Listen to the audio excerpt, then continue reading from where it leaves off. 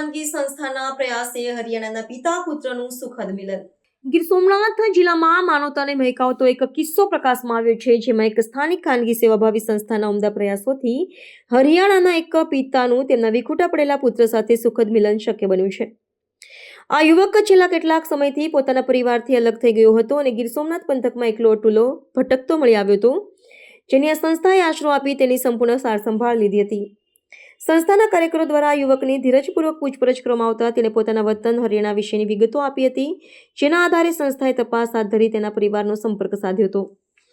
હરિયાણામાં રહેતા પિતાને જ્યારે જાણ થઈ કે તેમનો ગુમ થયેલો પુત્ર ગીર સોમનાથમાં સુરક્ષિત છે, ત્યારે તેઓ તાત્કાલિક ગુજરાત આવવા રવાના થયા હતા અને આ સમાચારથી સમગ્ર પરિવારમાં ખુશીની લહેર દોડી ગઈ હતી।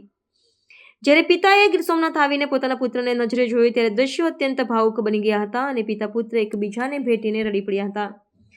પિતાએ પોતાના પુત્રની સંભાળ રાખવા બદલ અને પુનઃ મિલન કરાવવા બદલ ખાનગી સંસ્થાનો હૃદયપૂર્વક આભાર માન્યો હતો, જ્યારે સ્થાનિક અગ્રણીઓએ પણ સંસ્થાની આ નિસ્વાર્થ માનવ સેવાની પ્રવૃત્તિને બિરદાવી હતી। पिछले 2 साल 1.5 महीने से लापता थे, तो उनका जो मानसिक संतुलन के कारण वो घर से चले गए थे। उसके बाद जब यहाँ से जनक भाई की कॉल आई तो मैं कल शाम यहाँ पहुँचा।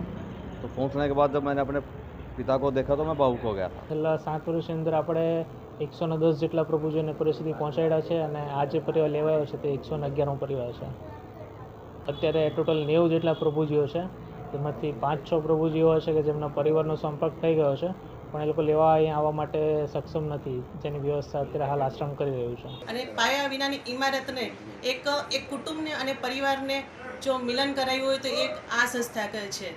તો હું દરેક બીજી બધી સંસ્થાઓને અને ગીર સોમનાથ જિલ્લાના દરેક સેવાભાવી વ્યક્તિઓને કહું છું કે તમે મુલાકાત લ્યો નિરાધારના આધારના, અને સાચા અર્થમાં જો સેવા શું છે એ જો જોવું હોય તો નિરાધારનો આધાર ડાળીટોલ પ્લાઝાની નજીક અચૂક આવો।